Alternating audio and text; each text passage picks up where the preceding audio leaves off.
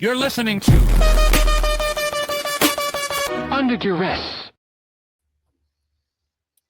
I'm Adam Tull, and this is Under Duress. And I'm Amber Champagne, and I am here under duress. Today, I actually had to stop watching reruns of Sex and the City to be here, so it better be good. I've never even watched that show. I'm pretty sure it's probably complete. Yeah, I mean, like, I'm not that gay. I'm slightly gay, but I'm not that gay. Come on, though. It's, like, so iconic. Like, what do you mean, dude? There's, like, multiple movies. They had a new series that's called And Just Like That. That was amazing. That just ended. I did see that. I did listen to... The ending got a lot of shit for no reason, but whatever. I listened to Sarah Jessica Parker actually on, is that's her name, right? I'd be quoting wrong names of celebrities. When you quoted her name correctly. Okay, that's good. I heard her on Howard Stern while I was on the trail, actually. Oh, yeah. I actually just saw a clip of her on Howard Stern. It was actually really good. I didn't realize that she basically refused to be naked in any of those scenes, and they asked her like multiple times. But I think it's like pretty cool that she got into a couple situations too where it was like on set and dudes were like not for Sex and the City, but for like some other movie deals and shit like that, where they were like, oh, you're gonna have to be naked. And she's like, I've never been naked my entire career. Or what? And she like got these like creepy vibes, and her agent just like ended up being like, okay, she's not doing the movie. Get the fuck out of here. So okay, right? I mean, very weird. I wouldn't do it. That's legit. I don't even want to see her naked, to be honest. Not my type. I mean, honestly, I really don't. And speaking of naked, it's funny that you bring this up. So, obviously, you're not wearing any pants. No. So obviously, I'm now like addicted to reality TV after watching Poly Family, which you still need to get onto because, first of all, it's your fucking fault that I am watching reality TV. Why is it my fault? It's your fault. It's been what, 25, 30 years since reality TV hit the screen? I mean, fucking more than that, probably at this point. Actually, I listened to a book about it. It started in like the 1930s with candid microphone before there was even TV. Mean, sure, but like mainstream, it's been like out like for their fucking 30 years, most of my life. Yeah, well, candid camera, if you consider that reality TV on some level, right? Yeah, somewhat. I mean, there was American Family in 19. You want me to take you down the yeah, go ahead, take me down it. So you started. I listened to a 12-hour book about reality TV. Yeah, and this man says he's not responsible for my reality TV consumption. Anyways, moving on. Go ahead. And also, like the aforementioned, I'm not that gay. This is pretty gay. So yeah, candid microphone, which they would just like prank people on the radio, and then candid camera, obviously in the 50s, and then the first like true reality TV show was called American Family, and that was in the 70s. Okay. And they basically tricked these people to be on camera, and the guy was having an affair, come to find out, and they ended up like getting a divorce during the show when they were shooting the show. Very interesting. And then like modern day, what you would consider reality TV was Real World. Yeah, so that's where my journey, my understanding anyways of reality TV comes from, is obviously Real World, Road Rules, right? Which I was like, even back then, like, I'm like, this is fucking so queer. Like, what am I watching? The show is so fucking good. You get it's been horrible. I don't like it at all. But now I'm obsessed because of you, and so there's that. Anyways, and mostly because of this TV show Poly Family, which I was like, you gotta watch this so we can talk about it, because I'm like, I was just fucking floored at the way that they presented themselves. But anyway, so now I'm on this kick of like finding the weirdest reality TV shows that I can. So to go back to the naked aspect, there's this show called Naked Attraction. And that show's fucking horrible. That show fucking sucks so bad. I watched the first episode. I was like, what is this? First of all, there was way too many penises that I never wanted to see. and secondly, I was just like, what the fuck is this? This is like, okay, for everybody who doesn't know, it's like they basically they show you people's bodies bit by bit, is the way they say it. Oh God, it's grossing me out to even explain this show. It's embarrassing to even say I watched it. And it's been out for a while, though. I know, but I said, I was like, I obviously have not watched any of this stuff. And I'm literally just like, okay, I gotta watch this because this is fucking weird. Like, what is this? And I'll never watch it again. I don't like it at all. It's horrible. They show like the bodies bit by bit. So they do the lower half first. So your eyes are burned with weirdo penises for an extended period of time. Like, it's the whole show because that's the part that they show first, right? So it's like they usually start at like don't they start at the feet or like the legs or the knee? they show at the bottom part. It's like literally from Showing cock right off the bat. You gotta tease the audience so a little fucked. I was like, I don't like this at all. Penises are just horrifying, like, to begin with, you know what I mean? Like, just to look at. I'm like, God, what the fuck is some of these? I was like, whoa, I've never seen a thing like that ever in my life, and I never want to again. You're not watching enough porn. Oh my God. Well, you know, that's like, I mean, come on now, you know what I'm saying? Like, so it's just, yeah, it's fucking weird. I'm like, I don't know. So then they show you that part, and then you have to get rid of somebody based on just the bottom. Then they show you the middle. Then you have to get rid of somebody based on just the middle. And then they show you the faces, and you have to get rid of somebody again. Then it's like this thing where they talk and the voice is judged. Oh yeah. And then they get rid of somebody again. And then the person who is choosing now needs to get naked and come out and basically choose between the two people that are left. I think that's the way it goes. Anyways, it's a horrible show. Nobody watch it. That's not reality. Is that reality TV or is it just a game show? I don't know. I don't know. Have you seen the bisexual episodes yet where there's men and women? Yeah, the first one had a bisexual woman on there. That one was a little easier on the eyes, to be honest with you. But I was like, because it was like less penises just like berating me. And I did not like that in the first like half of the episode. It's not like vaginas are beautiful unless no, they're not, but they're not as aggressive. You know what I mean? Like, there's something aggressive about a penis that like a vagina does not have. So that's kind of where I landed on that one. Well, and it's like European, right? So it's a bunch of just like in America, we're like, is that an uncut cock? Yeah, that was my problem, honestly. Like, some of them I was like, what is this? This looks like a fucking, like one of those like little scout things or like anteater. Oh God, it's just the worst. I don't like it at all. I'm sorry to have affected all 33 people that are already with us right off the bat about, you know, penises at 9/12. They'll actually be tuning in because we're talking about penises and vaginas. The X algorithm is like, hey, they're talking about porn in there. Get in there. Get in there now. Call 1-800. Here's your porn bot. So, I mean, you actually haven't listened to any of my advice on reality TV then, because you jumped from basically like poly, which interestingly enough, I'm pretty sure that Callie and I were interviewed for such a show, but our life is not dramatic enough to be on TV. So your lives definitely would not be dramatic enough for this show. Wait until you watch the show. I'm definitely going to have to, I have to finish Silo first. I don't know what that is. What is that? It's not reality TV. It's just a show. It's one of those apocalypse, like the shit has happened. We're underground and we want to go outside type shows, you know.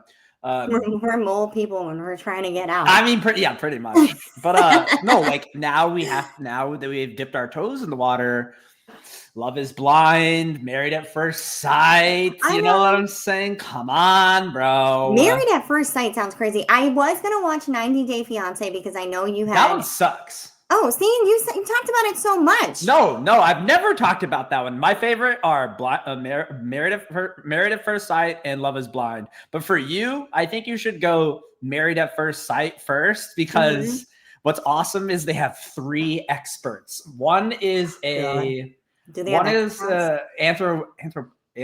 Is that the study of like society? Is that what I'm thinking of? Anthropology?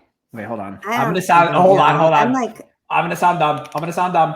Anthropology is a store that Urban Outfitters owns. No. The study of anthropology, it's like the study of humans. You know what I'm saying? Across time and space, according to Google. But so they have it's like a sociologist and a preacher, and then like a clinical psychologist, and they're the experts, and they take like applications, and this application is like, you know, like multiple pages. People record themselves and all that stuff. And then if the experts, they find 5 couples, and the experts match you based on your answers, which means, like, do you know how many people lie on a resume and an application? All of them. 92% we talked about last week. You at least have to watch the one where it's the 5 couples in Boston. So good. You've never met them. It's basically a blind marriage, right? Like the show doesn't start with you dating. The show literally starts with you showing up at the altar, never seeing this person, and then they have to live together right after. These are my notes. 5 couples in Boston married. I forgot what season it is. Hold on. I think it's season 16. Let's see. No, I mean 16. Yeah, man, the show's good. What the fuck? They have 16 seasons of people getting married at first sight. Hold on, Married at First Sight. Boston. I think it's season 14. Sorry. Yeah. Season 14. God, I am affected. I am writing down season 14 now. And there's this guy on there calls himself Mock the Shock. It's so fucking bad. It's so good. It's so horrible. Like they literally did that purpose. That guy doesn't even talk like that. Yeah, he does. He's got that thick. He's got that. It is not that Cambridge. It's not that Seaport. It's not that Southie. Yeah, it's that Southie fucking. Yeah. I'm Mock the Shock, and I'm here. That's so good. I parked my car in Harvard Yard. You have to watch it. It's too good. You're gonna come back and be like, I should have been watching this trash the whole time. Oh God, I don't know. We'll see how I feel about it. Your wife says that I need Love Is Blind in my life, so I don't know. Oh yeah. I'm confused about which one to start with. But you know, I'm always confused, so that's normal for me. I mean, Love Is Blind is probably my favorite, but I think it's a little too much for you to like we're only just getting our our toes wet. I don't want you to like completely be turned off instantly, but yeah. I mean, I'm already turned off. I just somehow am addicted. There's like an addictive quality to this garbage. Well, the book that I listened to talked about why. It's because it's, we are obsessed with other people's drama because A, it makes us not focus on our own, and B, you can see yourself being in that role, not necessarily being in that situation, but it's like relatable. You have friends that are in that situation, blah, blah, blah. 90 Day Fiance is great. Don't listen to him. Fuck you, Lego. That shit fucking sucks. I'm sorry. Wow. I'm going to have to put that on the list too. Don't listen to these people. I am going to watch Married at First Sight, 5 Couples in Boston with Mock the Shack from season 14 first. Okay. Hell yeah. You're gonna be, I already see that. I'm gonna get barrage texts from Amber because I already do when she's watching this trash, and she's like, I can't believe you're not watching this. What is going on? Yeah. Never did I think we'd be having conversations about anything reality TV based. Oh my God, me neither. But I as soon as I started watching that show, I know that is a truth. That's a truth. I started like literally just slamming text to Tull. And then I at one point told him, you might have to block me because this is not gonna stop.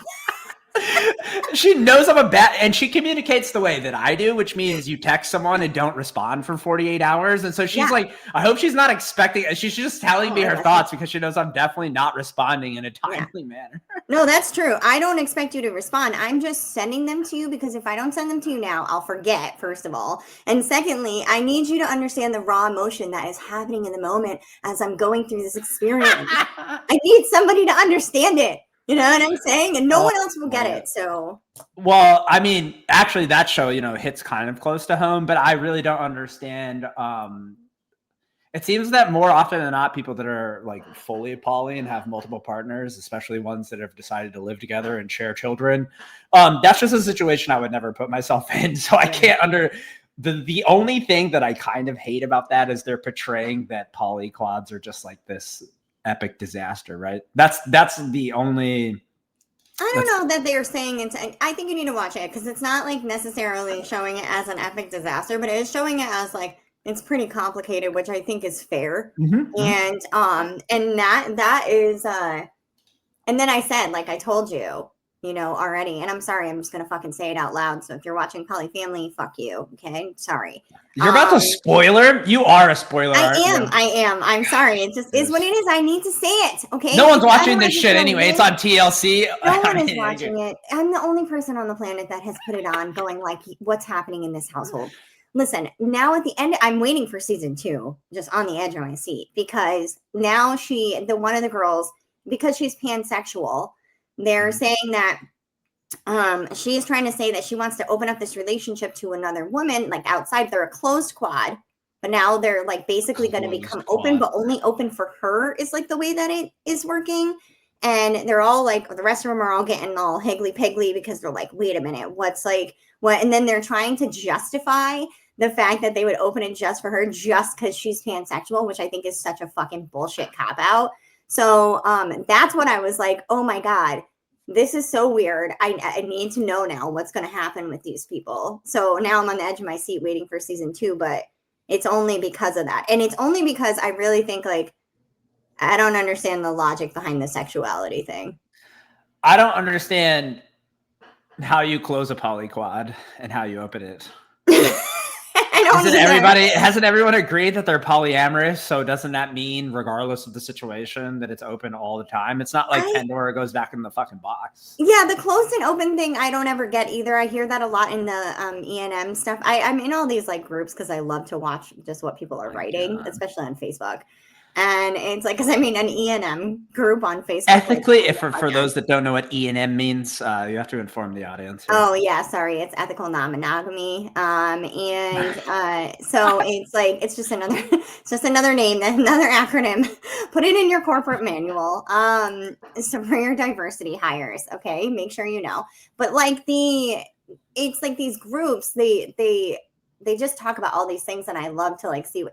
It's like being in the free cats and kittens groups. You know what I mean? You get really excited when you see the pictures, but with them, you get really excited when you see the crazy posts that they post. I don't think I could deal.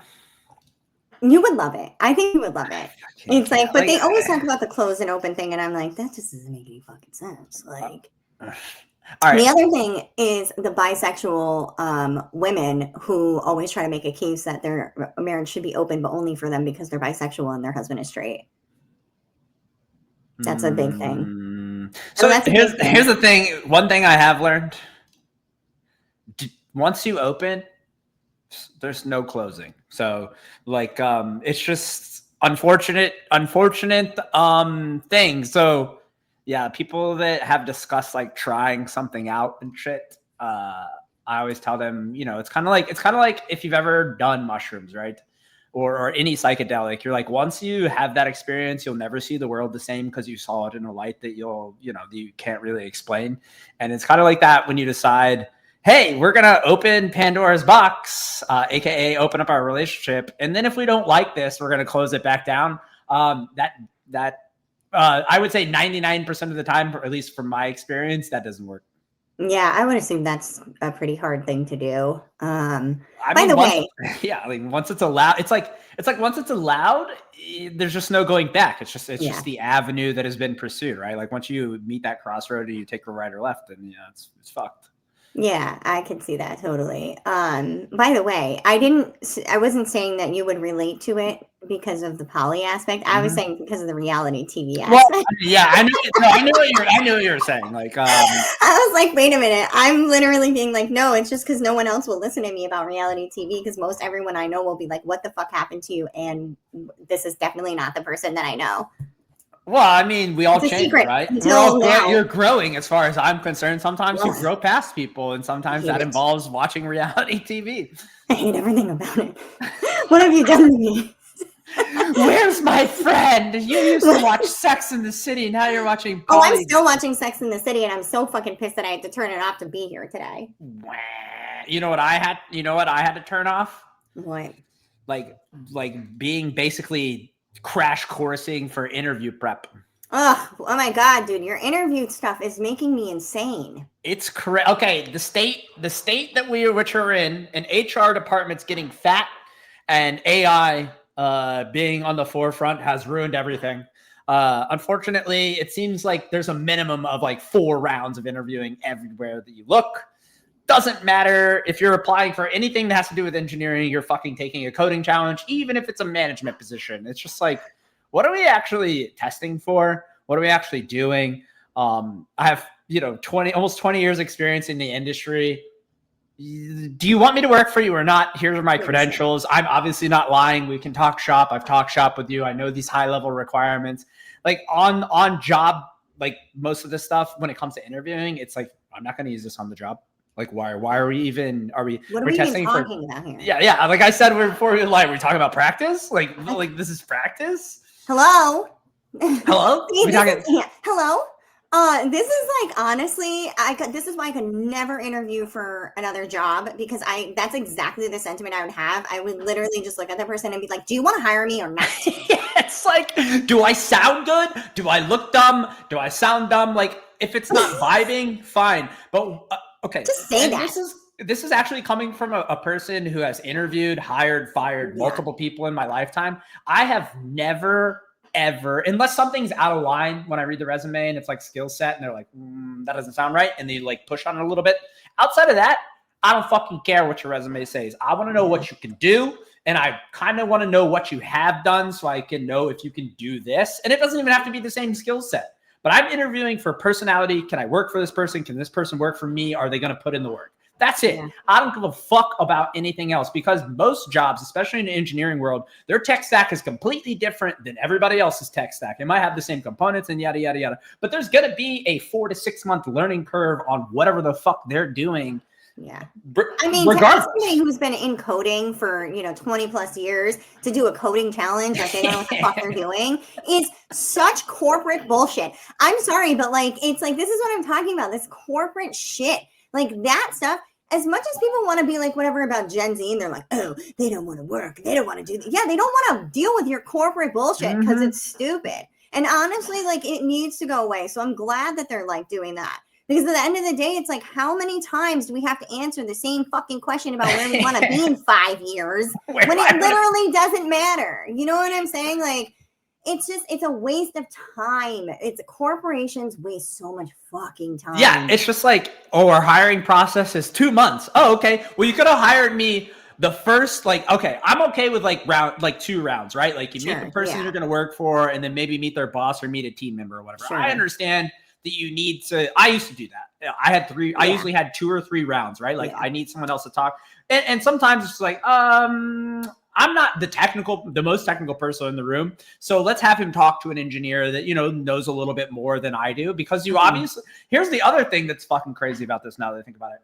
If someone who's interviewing you doesn't know as much tech that you do in a coding challenge, like, well, what are we assessing here if they don't know what the fuck they're talking about? Right. Like that, and that's most often the case.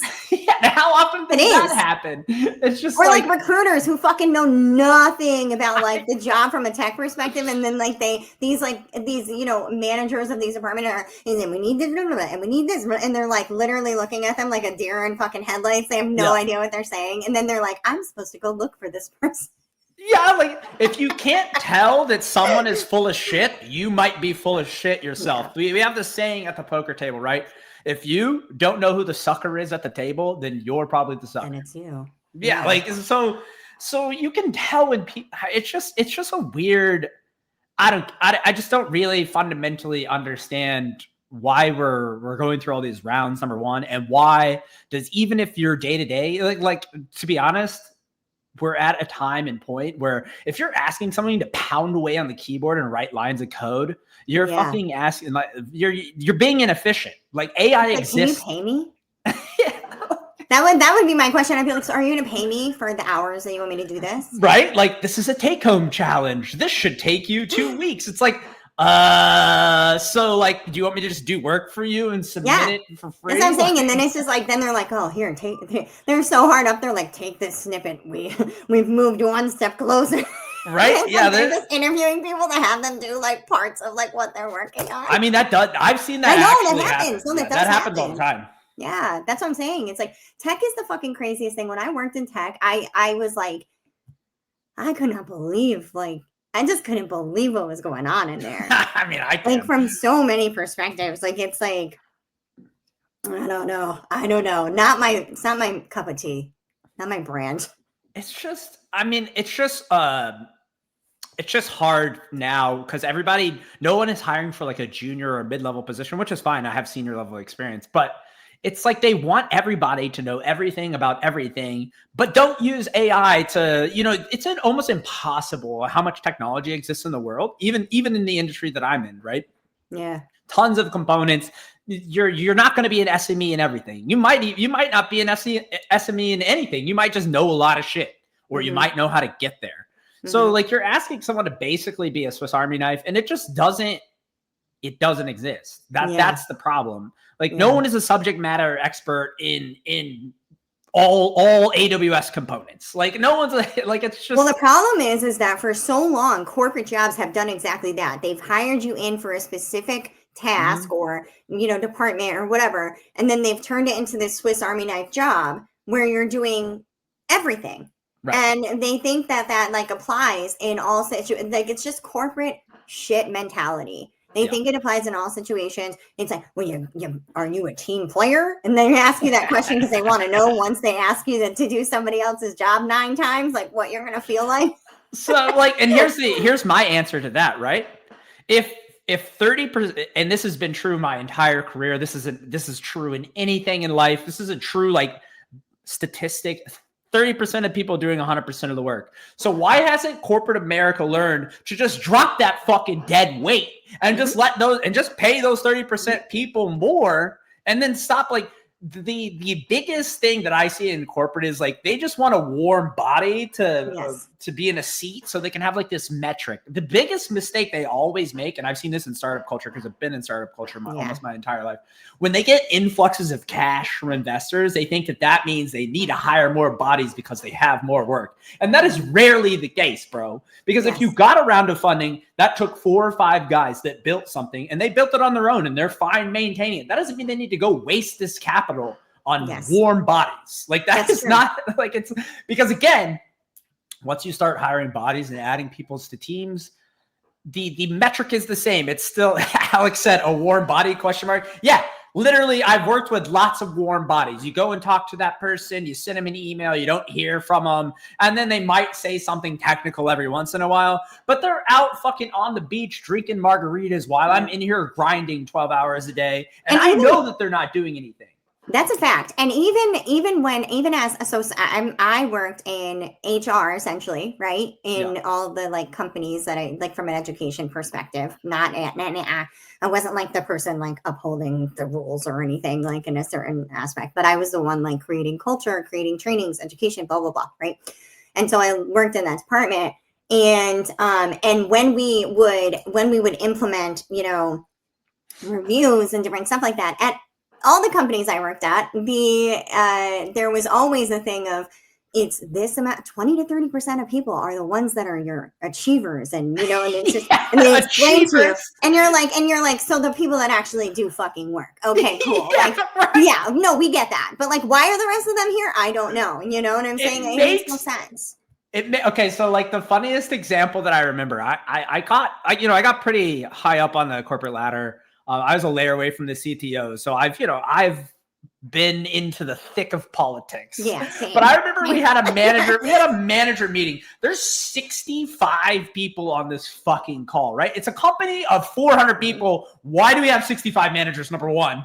Number two, on this call, it had been 2 months since reviews were done, right? Like the reviews are supposed to be done. We still have 30% of your managers that have not done all their employee reviews. Yes. Why are these people managing people and why the fuck aren't they fired? Yes. That is too much. They're like, oh, make sure you get that done. What are we talking about? I know. I'm like, how do they still have their jobs? Where's their review? You know what I mean? I'm over here fucking making sure like, oh my God, I got to get all that stuff done and be like, and and I'm like ahead of the game. And then it's like, I go into the same thing. I go into meetings and everybody's like, well, 50% of the reviews still aren't done. And you're like, that was fucking last year. Like, what are you talking about? Yeah, it's crazy. It's crazy time. Yet here I am, like multiple rounds. I got multiple interviews going on. I can't even keep track of who the fuck I'm talking to and all that shit. Is this from this company? Is that for that company? I'm like, oh, by the way, even though this is a manager position, you won't be using code at all. We need to pass a coding challenge to make sure you're competent. I was like, if you can't tell that I'm competent when I'm talking, like from a theoretical perspective, then, maybe we should. Actually, I don't want to work for you. You seem like you don't understand competence. Right. Like I wish there was a button where people like I've grinded my entire life. I have no formal education. I've had to build myself. Just trust me, bro. I know how to get shunned. I am in that 30%. Trust me. Like, I wish you could just say that, right? And someone would just be like, all right, this guy sounds like, but I think that I have enough energy and personality wise. You should be able to see that. And if you can't, maybe you shouldn't be managing people and maybe you shouldn't be hiring them. I don't know. That's true. I also want to just note that I love, I know how to get shun, which is basically shit done, but now it's one word for anybody who doesn't want to say the word I know how to get shunned. I know how to get shun. I'm pretty tullish on that phrase. I think everybody should use it. Write it down. Put it in your corporate acronyms. I mean, manual. yeah, I'm gonna start. I mean, it's just it's fucking, it's frustrating. And the thing is, even the statistic held true in the Appalachian Trail, only 30% of people, finish that. It's just like every facet of life. We all know that 3 out of 10 people are actually putting in work. The rest of you are fucking lazy. So at the end of the day, most of you are fucking lazy, and someone else is dragging your dead ass across the finish line so you can get paid. So you should be thanking people that are like me. Thank you. Well, it goes back to your favorite phrase. Yep. Everyone's down until it's time to fuck. For those that don't know, I feel like I need to figure out a way. I don't want to get something written on my body, right? But I do feel like I need to make that a tat. No, I would never write text on my body. Please don't get that written on your body. I mean, I do have a stick figure fucking the word "it" on my right shoulder, which is close, but yeah. Close but no cigar. That's another tattoo Tull has. No, absolutely not. This is where we're at though in the state of just like, I assume this is happening not in just the engineering industry. I assume there's all these hurdles, and I think these hurdles or these barriers to entry is because we're actually probably in a recession and no one really wants to say anything. So this is all just deflection to show that you're hiring people, but don't really. Maybe if it works out, I find the exact right person, the unicorn I'm looking for, maybe we'll hire them. Yeah, it's really bad, honestly. I mentioned this, I think, a couple of weeks ago about the landscape in terms of, finding a new job and how horrible the processes and stuff are. And you're right. There are people just like putting things out there that they're not even hiring for. They're just going through the motions. And it's really annoying to people who are trying to look for a job. Like, just, I don't know. And we've been in a recession for fucking years, and people are like literally just actually, quite frankly, pretty much a depression at this point. I mean, we've got only 18% of people making over $100,000 a year. We've got 78 million people making under $15 an hour. Meanwhile, you've got fucking CEOs making $150 million a year. You're like, what is happening here? And then they're like, and then Amazon's like, hey, by the way, we're taking away free shipping.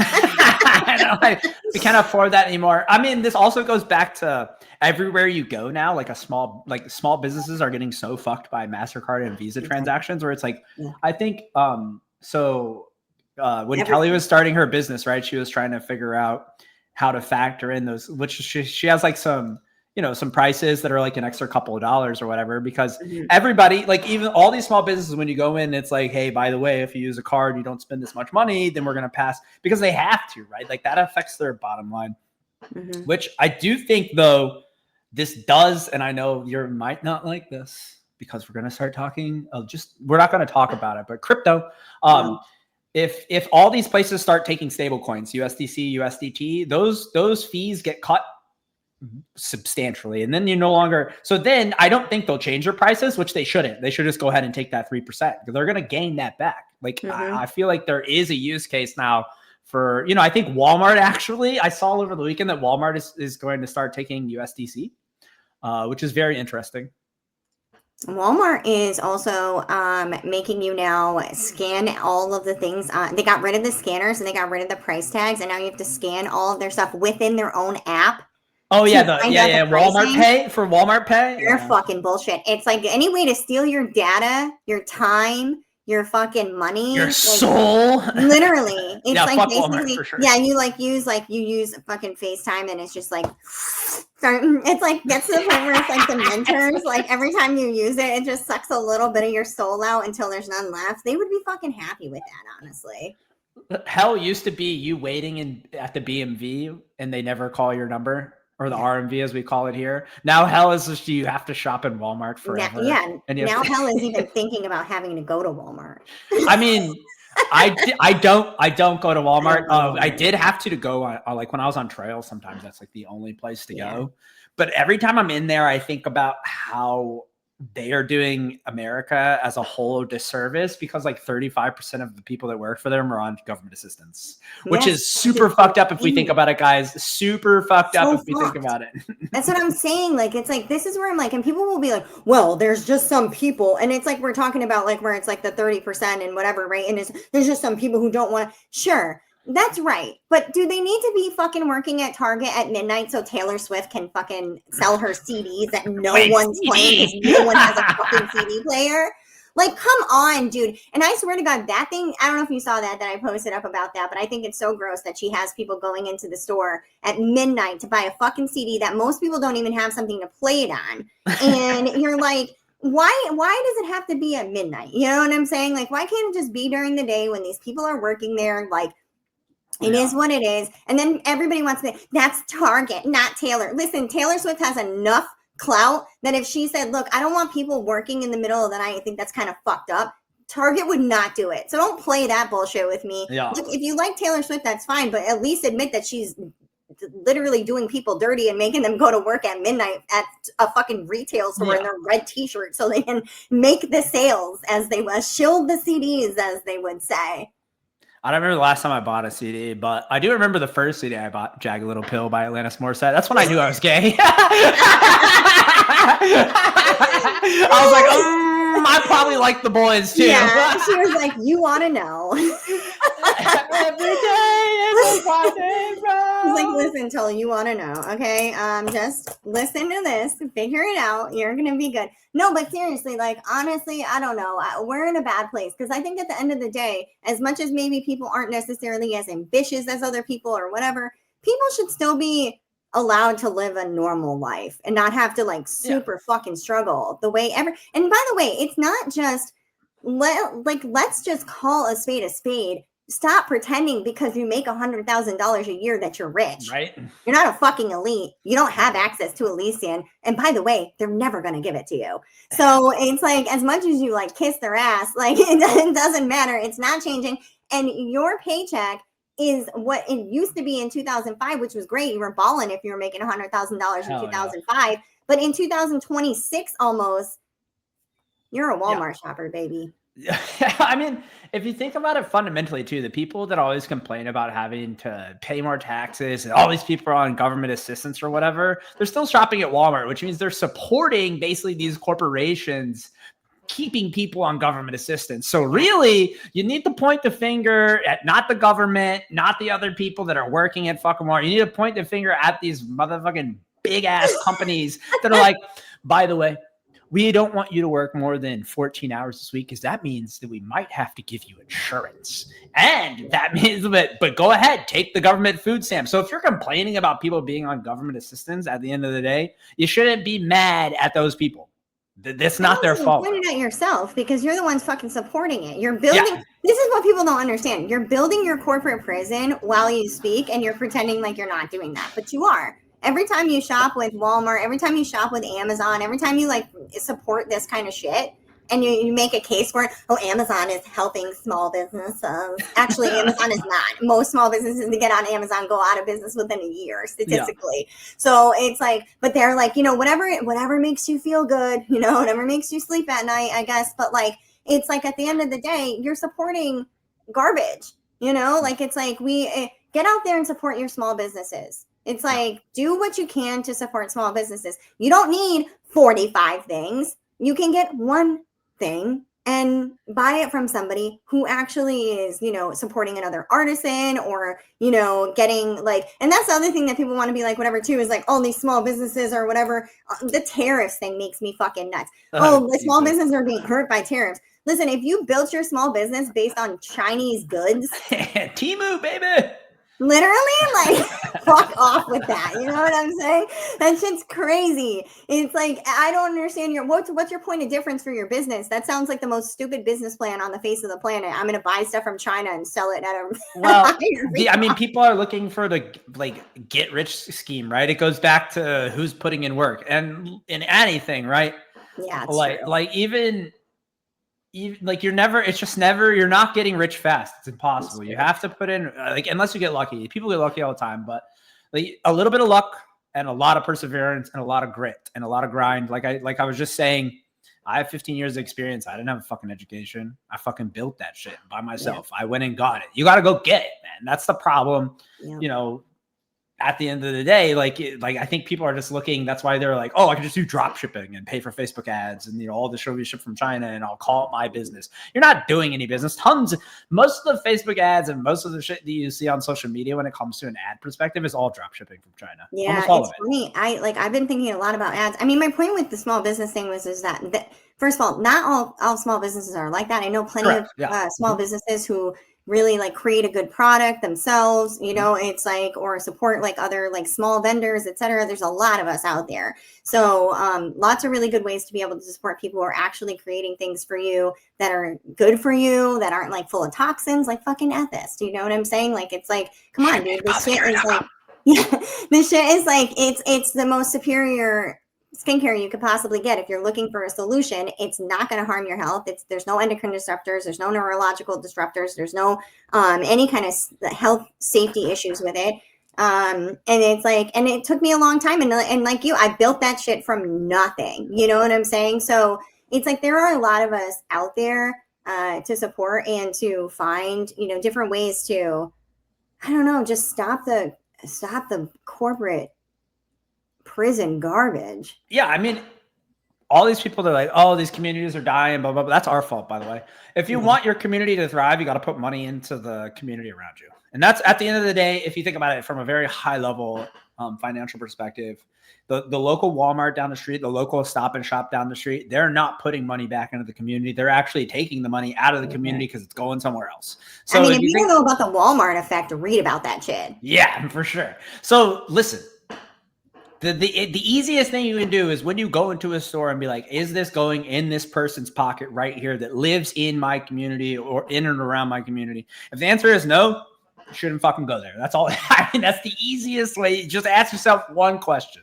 Yeah, so true. It's so true. I don't know. Anyway, I mean, how many times can you say the same thing? You know, I mean, a lot, actually. I'm pretty sure that we can put on a fucking. I mean, if we don't say it, who will? I mean, there are too many people that are afraid to say stuff, and I'm just not one of them.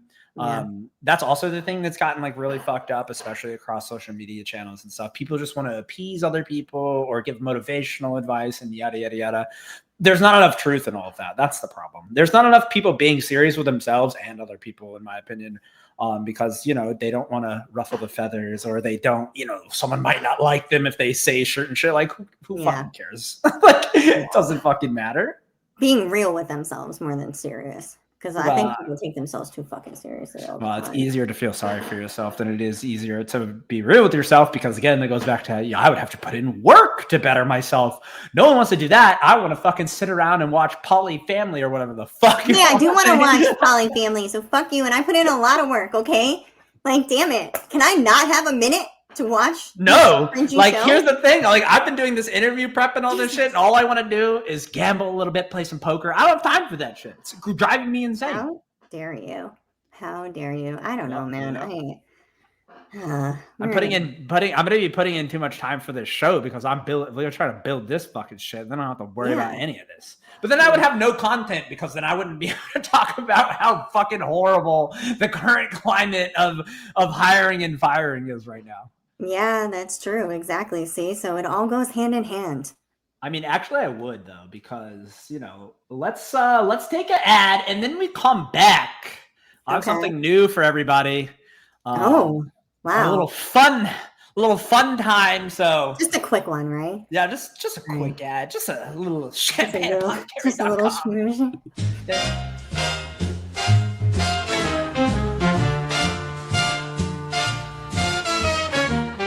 You have a glow about you. You have a glow about you.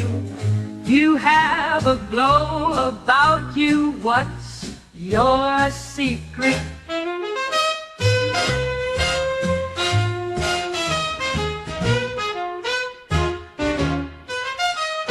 You have a glow about you. You have a glow about you. You have a glow about you. What's the secret? Now, Cert Clean certified as well. So let's get a round of applause for that. Thank you. Yeah, I know. So exciting. So exciting. Oh my gosh. That's right. That's right. I just noticed. ASMERB. ASMERB, baby. Before shut the fuck up. Before we dive into that, actually, I just saw you have a product called Twin Flame. What a great fucking documentary. I used to, yeah. Oh, yeah. That is, that documentary. Oh shit, dude! If you haven't watched that documentary, you guys, you need to. I will never forget one of the things that guy said in that documentary. Are you ready? Are you ready for it? Yeah. The internet is teeming with people full of problems. And if you give them a solution, oh, honey, they'll be coming in your door. I will never forget what that crazy fuck said. He is, him and her, they are absolute psychos. Yeah. Like, bro, what is, like, the stuff, oh, God, it's just horrible. Just I can't help it, bro. I mean, all right. I don't want to get sidetracked. I did, but I just noticed. I know. Well, that was your fault again. See, I mean, always. All right. Though we have a new game. I'll explain to you the rules since we did not. But first and foremost, new segment is this is a segment we like to call Ask Amber. Wow. All right. How we play the game is we do have a wheel that we will be spinning. Yeah, wheel. Oh, here's the wheel. I'm so excited.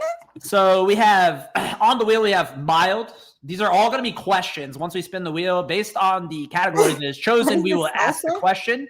Deflect means that basically I have questions that are for deflection. I'll read the question, but if it lands on deflect, that means that I have to answer the question. Okay? Oh, that's good. I like that. I like that. So okay. So we have mild, medium, spicy, deflect, which I just said, confession time, petty opinion, and cancel corner, because everybody wants to get fucking canceled. I love canceling. It's my favorite thing. So let's go ahead. There are no points. There are no scores. Doesn't fucking matter. So is it a game without a score, or is it just like a... I don't know. What do you want to do? I just feel like there's like a lot of salsa going on here. Mild, medium, spicy. True. I was thinking about that. I was like people are going to... Now I want some tortillas. Whoa. All right. So let's... I'm hungry now. Anyway, go ahead. Well, I can't solve that. Let's dive in. First time we've played this game. I feel like I should have my game show, but there's no point. So, all right. I kind of like it. Kind of like the game show host. Well, kind of. First, kind of. We landed on spicy. Oh my god, it was almost on deflect right away. Almost, yeah, that would have been bad for me. Damn it. Anyway. Spicy. I gotta look at my notes. Okay, we're waiting. I think I should go with the question actually that I asked you earlier as an example. If you had to replace me as a co-host, who would it be? And I can pick anybody, right? Like it's like yeah, but if you don't pick, if you can't say that there's no one better than me, then it's kind of fucked. If you my god, what? Like I have to say that there's no one better than you? And like I'm basically so this is Ask Amber. I'm asking you the question and you're getting gaslit immediately. I think if I could pick anybody, I would choose Shane Gillis. Why would you choose Shane Gillis? Because he's fucking crazy, and I need that crazy factor. You know what I mean? I need that humor. I need that craziness. I need that same kind of dynamic. So I feel like that would be it. And if it wasn't you, it would be Steven. It would be Steve. Oh, okay. If it wasn't Shane, it would be Steven. Are we talking like 12 Bud Light Deep Shane Gillis or like a half? I want Shane Gillis on all the levels. I want him to come in hot some days. I want him to come in cold others. You know, I want him to come in knowing that he created a show for Netflix that he just was pre-packaging and selling. Whatever. I don't give a fuck what it is. I just want. I would just want that dynamic. You just never. I feel like you never know. Here's why. Okay, the other day I saw a clip and it's like that Bobby. I don't know. Is that guy's name Bobby Lee? And then he does that podcast with that other ginger guy, and I can never remember his fucking name. They're comedian type people. Anyway, sorry guys, if you're watching this or listening to this, you're probably not, but if you are, Jesus, I'm so sorry.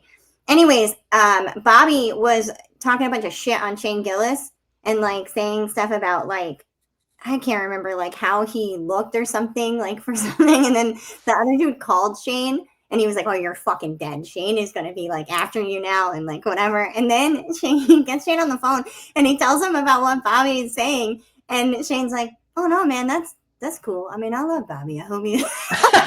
Yeah, hell yeah. It's the unexpected. It's unexpected factor with Shane Gillis. So Shane Gillis, if you're available. Yeah, sure. Shout out Shane Gillis if you're available. We want you at like 7 or 8 Bud Lights. I think that's optimal Shane Gillis, to be honest. 7 or 8. Yeah. 12 is a little too much Shane Gillis, to be honest. Wasn't he in that Bud Light commercial? Was he the one that was in the Bud Light commercial with Post Malone? Where they I like assume so, considering his beer of choice. It's Bud Light. Is Bud Light. I feel like it was. Anyways, they looked like they were from like back in the 80s in that ad. Anyhow. All right, now you know how we play the game. That was the warm-up question. On to This is that. so fun. We must spin the wheel again. There we go. That sound. Mild. We're going Oh, for a mild mild. question. What a boring section. What's the dumbest thing you've ever cried about? Probably something really stupid. Honestly, like I mean, obviously, that's the question. No, I you mean- can't just reframe the question. We need to know. She's like, it's like an AI response. You're like, obviously, it must have been something dumb. No shit, that's the fucking question. Let's go. no, seriously though, like I have like the worst. Sometimes I have the worst long-term memory. Like it's like in certain capacities. So I'm like, there's got to be something really dumb that I've cried about. I definitely have like spilled something, and cried about it because I'm just like in a You mood. cried over spilt milk? It's probably true. I don't know if it would have been fuck. milk because I don't drink milk, but I probably like spilled my coffee. If I spilled my coffee, I would definitely like be, and I was in a mood, I would fucking be like just off. It's like I'm a crier in general. That's how I get all the things out. That's how I do my life. I'm pretty sure that's just estrogen, to be honest. For Yeah. those, I mean, like I don't have it, but just saying. Yeah. I mean, I've cried over a lot of like dumb people and stuff too. So, and that's pretty stupid in my opinion. Now, at this stage. Sometimes you need a good cry over dumb people, though, That's because you true. realize you're kind of crying because you didn't realize they were dumb, and then you like wasted way too much energy and time, and that's what you're crying about. You're crying over Yeah. that. Yeah, that's true. All right, good answer. We'll take Very- it. I very mean, you mild. did again. You Good did one. try to like grok chat GPT that shit by reframing the question. Just saying what AI does. I do what I can to educate people on how to use AI. Next. I mean, it must be that implant that we put in your fucking brain. Yeah. Anyway, spinning again. Let's go. Let's hear it lands. Deflect. Oh, I love this category. I love it already. Okay, so I only have 3 questions written down here. I was just hoping that this would not land or whatever. Wow. But Tull, what's your guilty pleasure show or song would be a question for me. I should have shared these questions so you could ask them, but I'm still good. I mean, like No, I could it's not be okay. reading. I like that you're talking to yourself. Go ahead. I mean, I'm pretty good. What's my guilty pleasure? Like, I'm pretty sure everyone knows. Like, I don't really, guilty pleasure song or show. I'm trying to think of a song that would be like something out of the ordinary for me. Let me look at my playlist, actually. Hold on. Wow, this is amazing. He wrote these questions. He knew Yeah. these questions were coming up. He knew that like, it wouldn't be possible that he'd have to have the answers. And now he's looking up a song. Like, he's like, well, I don't know, guys. I wrote these questions to myself. I know that I'm supposed to answer it, but, it's fine. Fuck. I don't even but I'm saying I'm pretty out there. Like, I don't feel guilty for anything is the real problem. This is a bad question to ask. Baby Got Back. That's a great song. Fuck you, Lego. Wow. Wow. Oh, All Night Long by Lionel Richie is probably All night long. and also on my playlist we have You're the Inspiration by Chicago, which is a really bad song. I don't know what song that is. That song doesn't sound as fun as the first one. And then guilty pleasure movies, which Kelly actually hates this movie. St. Elmo's Fire, love that movie because of the soundtrack, to be honest. Oh, I don't know that movie at all. What? I thought that was like something from Sesame Street. Emilio Estevez is like he's like 12 years old in that movie, I feel like. Emilio Estevez. He says it like Emilio Estevez is like Brad Pitt. Like he's just everywhere. I mean, All right, back to the wheel. Back to the wheel. Let's go. Let's spin it again. Let me hear that sound. Mild. Back to mild. Fucking mild? Jeez. It's random. The computer. I can't control the wheel.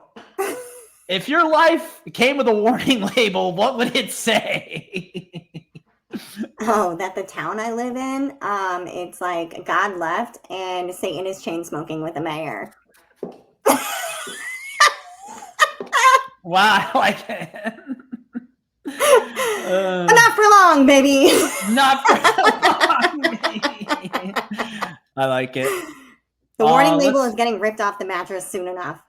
I mean, oof. They put warning labels on mattresses? What does that say? I don't know. That's like one of those things where they're like, warning, do not take this label off. And you're like, it's at my house. I know that it's flammable. It's fine. Is there any cilantro in this salsa wheel? Good gracious. I really hope not, because I hate cilantro and it tastes like soap. Whoa. I mean, people do say that though, right? There is a certain subset of people. Certain people that have gene that makes it taste like soap, apparently. All right. We're going back to the wheel. Okay. Hopefully not land on that's 2 miles. That's 2 miles. Come on, bitch. Medium? It's like, what's happening to the other side of the wheel? Why is it lopsided? I mean, yeah, it's kind of a lopsided wheel. We could just start taking things off the wheel. No. It's totally fine. And so I want everything on there. Random. I love random. Which family member would never trust you with a secret? Oh, God. I don't know. I think I don't know. I'm not the kind of person that like says stuff about people's stuff to one another. Like I'm the one that's like, why don't you go and talk to them? Yeah. You know? So I don't know. I think if anything, they would be like, it's not that they wouldn't trust me with a secret. It's that they wouldn't want to hear me say, why don't you go and talk to that person? I mean, yeah, I have the same problem.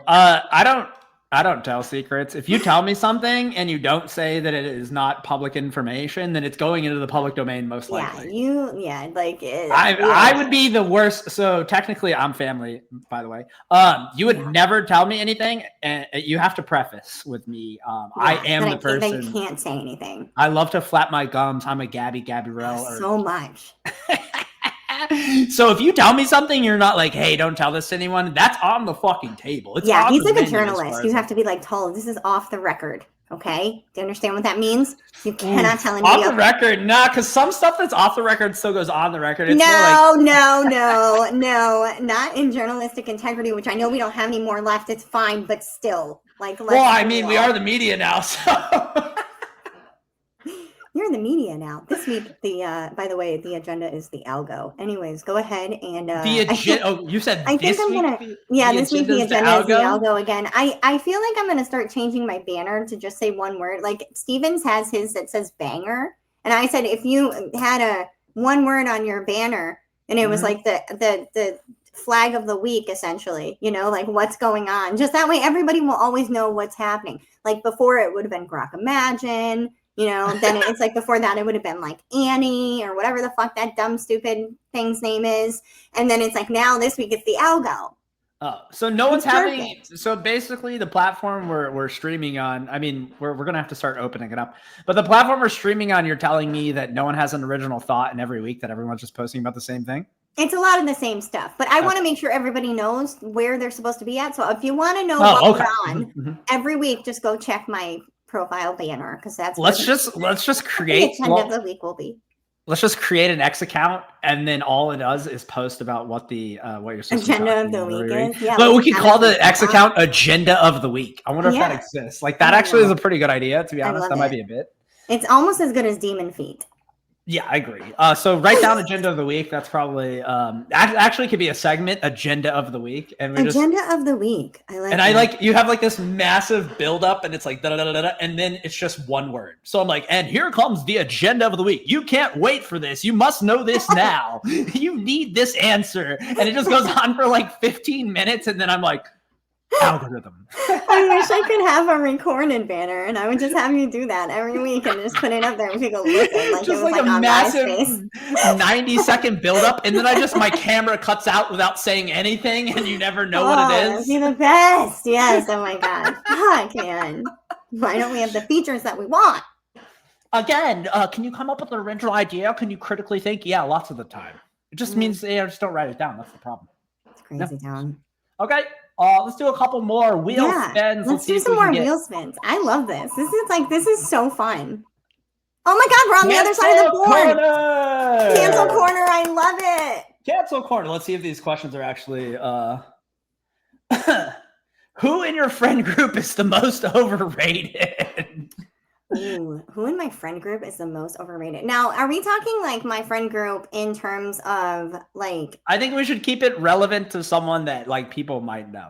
Digi.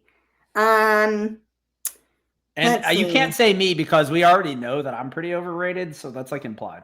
Yeah, honestly, I would in our circle of people, I think that the most overrated person is me. Oh yeah, you're calling yourself. It's okay to say me against Stevenson. I think that I honestly do. I think that it's so ridiculous. Like people are just they have all these kinds of fucking conceptual ideas about like what's what, and you're just like, I don't know, man. I just opened up a fucking Twitter account. I think that you're actually deflecting this question because you want to be nice. I would say that you are actually thinking that you're the most overrated. Just means that you think very highly of yourself. It's kind of arrogant, to be honest. It's not very highly of myself. It's that other people like think very highly of me. I wrote a thing the other day that said I never want to be famous, and a bunch of people were like, "I think it's too late for that," and I was like, "That's absolutely not fucking true." It's too late for you to be famous. Well, maybe they're just saying it is too late for you to be famous. You're reading into what you want to see there. I feel like. Oh dear God. Anyways. God has nothing to do with this because he doesn't exist. Number one, and number two, if he did, he would be looking out for you. Fucking ginger. Yeah. Move on. I mean, when you don't have the soul, you're allowed to say things like this.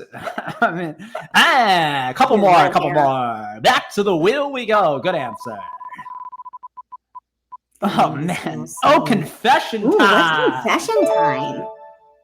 Admit a petty habit you never want on a first date. And you can't say like chewing loudly because everybody hates that. So like if you were to go on a hypothetical first date, which you can't because like you're obviously in a marriage, but like hypothetically, like what is, I guess it's like more or less like what turns you off about people when you first have an interaction with them?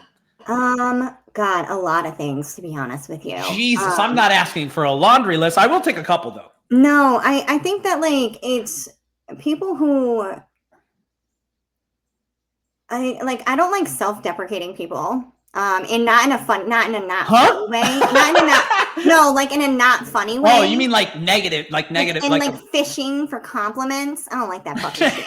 Like that is like the most unattractive thing to me on the planet. Like there's people that I know that'll be like, oh, I'm so this, or I'm so, and it's like they just want you to tell them. Yeah, you're not that bad. It's fine. Yeah. You look great. Oh, no, you're beautiful. Fuck you. Whatever. You know what I'm saying? Like, think whatever you want about yourself. You sound stupid. So definitely something like that. I think like, I don't know. People are just interesting. People who want to tell you every fucking thing about their life. Oh, that means that I'm out then. No, Tull. That's not true. Because I like that. You definitely have a gift of gab for sure. But like you are not. You are not this kind of person I'm talking about the person that wants to tell you about every fucking accomplishment they've ever had, every problem they've ever had, everything. And then it's just like they go on and on and on, and they don't realize that nobody gives a fuck. You know what I mean? Like, no one cares. Stop. It reminds me of George Carlin, where he's like, someone pulls out a photo of their kids, and all I'm thinking is, shut the fuck up, shut the fuck up, shut the fuck up. Like, no one cares. Yeah, I don't know. For me, like, to like piggyback off that answer, you ever like meet people that are really bad at telling stories, and they have to like make sure that they're like throwing in like random fucking details that don't apply to the story at all? Yeah. Why is that a big portion of the population? I don't know. It reminds me of when Michael Scott had that like really good story that he needed to tell everybody about him quitting, I believe it was. And he wouldn't get to the point of the story because he had everybody's attention. And then Pam was like, he knows he has us and he won't. Yeah, like he's just like, I wonder if some people aren't completely aware that they aren't getting to the point. And that's just the way that they tell stories. Yeah, but I feel like I feel like lots of people just can't tell a story, aka like, okay, I don't need to know that your third cousin used to like. It's just like they throw in random details that don't fucking apply. That is actually like, for me, for someone who likes to talk a lot, but I get to the point often and early. I can't stand it when it's like, okay, where are we going with this? And you're like, oh, I thought we were going there, but actually we're going, nope. It's just, I get confused in the details. And then on top of it, some of them like will be like, wait, what was I saying? I forgot. And you're like, yeah, because you took a fucking detour down 17 roads that we did not need to go on. I did not need to know when you were eating for dinner that day. You know what I mean? Like, it's like. And then when they eventually get to the point, it's like such a fucking letdown because it took so long to get there. And it was so boring anyways. It was like something like I had to pay an extra $5 for my Uber. Can you believe that? I didn't need long story short continues the long story. Listen here, fucking Steven. I will tell as many long stories as I want because I have the goddamn microphone, you son of a bitch. No one even asked for your opinion. You're just in here interjecting it so I can feel good about myself. I have 10 viewers on my I sent him a message and said, Steven, we really need your opinion on this. Yeah, you probably did, though. Okay, I feel like we're going to do one more. Yay! I'm so excited. That cancel or petty opinion. I know, I love that. I want to be in that area. I hope that we get there. No confession. Oh, confession time again. That's okay. I'll take it. I like how the graphic does bing. Yeah, I like that too. What's a secret you've kept just because you're too lazy to explain it? Oh God. A secret that I've kept just because I'm too lazy to explain it. I mean, like, yeah, I don't know. Do I want to reframe that question? No, I kind of like that question, but I kind of want you to because I'm like, I don't really know. I'm pretty, you know how I am. I just say stuff. That's true. I feel like I would just say it, and then if people didn't understand, I'd be like, well, I don't know, you know. Or if I'm in the mood, I'll explain it to you. All right, let's. I'm just gonna throw that question out. Throw it away. Give me a new one. Throw it away. And it goes in. What's the weirdest thing you've done when nobody is watching? Now that. Oh, the weirdest thing I've done. Dude, first of all, I constantly in my own life just talk to myself in different characters all day long. and I talk to each other. Like I make dialogue between each other and the characters. That might be MPD. Crazy. Little multi-personal well, I mean, disorder. It could be, but it's honestly like it's just I'm always constantly like, okay, I'm this person now, and that is very weird. It's how I write, and it's how I write so well. It's literally like I just do it, and I just like ramble things. Interesting and crazy, by the way. So we just found out that Amber is definitely fucking. She just like confession time. I'm fucking crazy. Yeah, that's facts. I mean, I don't understand why anybody doesn't understand that. That's a true reality. You know that. True. Well, I know that for sure, but not everybody knows it. Now all 6 people that are listening on I don't know how many people I'm projecting to, but it's probably more for you. Now that everyone knows that Amber talks to herself and the other people that are living inside of her head out loud, apparently. In character to each other. Well, I think that's a great time to end the game. And this has been Ask Amber, brought to you by ChampagneApothecary.com. Thank you. Yeah, that was a great segment. I love that so much. It was so fun. Thank you for making us do that. Like this just wait. I mean, now that I'm at home in my studio. No, I know. We need to do the sound stuff. We have so much to work on. It's so crazy. It's even a bottle of scotch back there in a decanter just waiting for me for when things get rough. I don't blur this screen. You can see everything. Drinking at 9 a.m, very Massachusetts of you. Oh, it's 10. It's time to go. Yeah, that's true. Actually, so my friend was working the Brimfield Fair, and the bar opens at 10 a.m. Yeah, no, the Brimfield Fair. That's an interesting situation. Lived here 7 years. It's my first time. I went to Trader Joe's. Oh, I should have gone to Trader Joe's. We were there for like a couple hours, and Kelly and I were both like, this is way too many people since we've been fucking in the woods. I bet. It was insane, bro. I bet. It was probably so crazy. I was just like, I don't know if I have it in me. I'm gonna go to Trader Joe's, thinking that it wasn't gonna be like that, but there was just so many fucking people there too. Because it's like you're like there. I swear to God, no matter when you go to Trader Joe's, it could be at any time during the day, any day of the week. There are a zillion people there, and they're all like trying to get right in front of you with their cart. Yeah. And the place is small, and you're like, there's nowhere to go. I don't know. It's just the worst shopping experience, but it's so great there. I can't stop going. It's the 7 out of 10 people that are going to Trader Joe's midweek at, whatever day, because guess what? They're not doing any fucking work. Their little work from home gig means they're doing whatever they want. And me here sitting grinding, trying to get some shit done. And I know these people are out here. No one's doing. That's what's crazy to me now that I'm unemployed. Like, I'm walking around doing stuff during the day, and I'm like, it's fucking Wednesday at 1 p.m. and this place is packed. What the fuck are people doing, man? Are these people quote unquote working? Like, what is going on?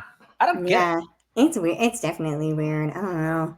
I do know that I need to go get more coffee, some water, or whatever. So I'm going to play a longer. Sounds like a 90-second spot coming up for you. That's right. So go ahead and do what you need to do, friends, and we'll be right back. I've been a licensed esthetician and herbalist for over 12 years. I developed the cleanest, most effective skincare line currently on the market. Like, actually developed. It's called Ethist, like the back half of Amethyst. Story on that another day. Thousands of people all over the world to get their best skin. And I'm going to show you how you can get your best skin at any age. And in only 3 steps. Okay, 4 if you count the headband. We're going to use Ethist Clarity Cleanse, the cleanest cleanser on planet Earth. I'm talking we have surpassed Sephora, Ulta, and Credo. Their lists can't touch ours. We have everything out of our product. We don't use any pegs, any polyquaterniums, and we don't have any ethyl oxidated ingredients. Sorry, not sorry. When we say clean, we mean clean. We want to encourage the industry to make their products cleaner and safer and healthier, and that's what we've already done. Next, we're going to use the cleanest moisturizer on planet Earth.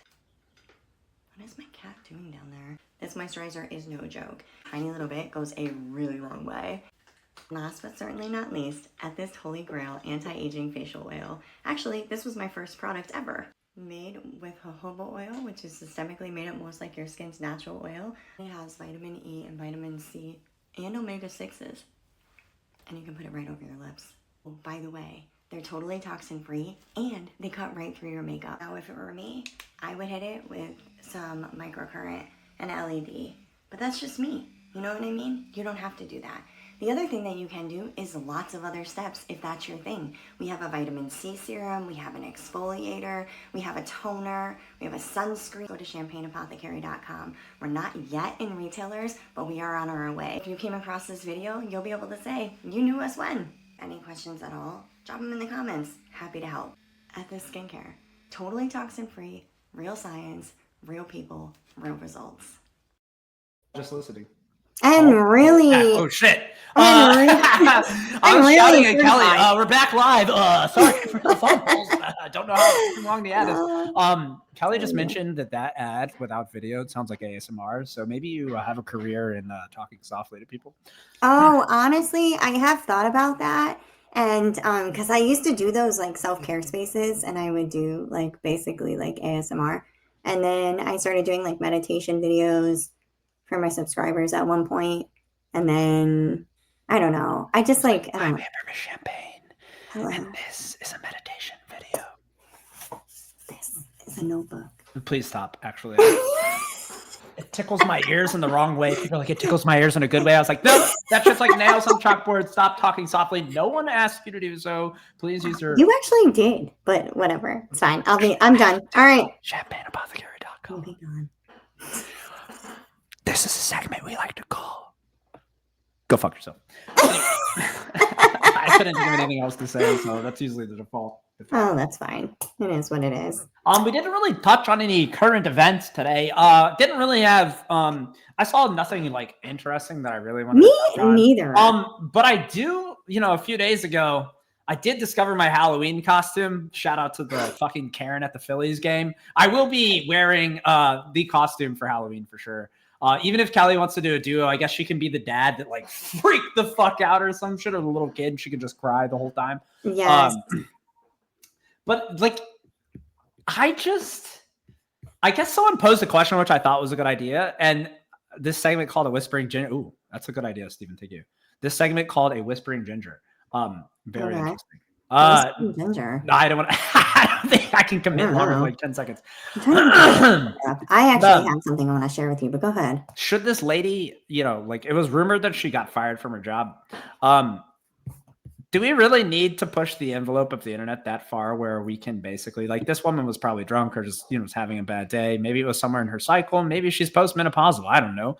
That baseball was actually very important to her. Should she completely just should her life be disrupted this much just because of a baseball? I can't say if her life should be disrupted this much. I think that there's a lot of odd stuff that happens on the internet that people probably should just not get involved with for the most part, and maybe just keep to them fucking selves. But I will say it's pretty dirty to steal a baseball from a kid. I mean, she's definitely a cunt. I'm not I don't care if it her logic it's coming to me. I'm it's I don't come on, dude, who cares? Even if I got it, there was some little kid around that's oh, I want this. This is my biggest dream, you're just okay, whatever. It's really not that big of a deal. But at the end of the day, 18% of people, only 18% of people make over $100,000 a year. So some people are really hard up, and that haircut was not doing her any favors. So I don't know. You know what I mean? The only thing I wrote about the whole situation was nice haircut. That's based. To me, it was only interesting because of the dad's reaction where he was just here, lady, just take the fucking ball. It's not that big of a deal. Yeah. Shout out to him for not getting in a confrontation right in front of his kid. Cause I think a lot of us and a lot of people would just be yo, bitch, the fuck. But, to me, it's not even that. It's interesting, but it's not something. Was it something that needed to go massively viral? I don't know. It's just weird, what takes off every once in a while. And that woman being a bitch and a jerk. Have you ever been to a sporting event, man? There's lots of people acting crazy. Oh, yeah. Cool. Yeah, craziness. $18 beers, baby. But I really do hope that you dress up like her for Halloween. I'm going to. That's definitely happening. That's I think actually I need to do, speaking of Halloween, I need to do now that I've been doing push-ups and sit-ups, I need to do my mankini photo, before and after, just so people can see that push-ups literally did nothing to change the physique of my body whatsoever. And I look exactly the same. I'll wait till after I probably have a job before posting more nudes on the internet or semi-nudes. So it is what it is. If they don't want to hire you in the nude, then they don't get you at your best. That is true. I do a lot of working in this house without any pants on.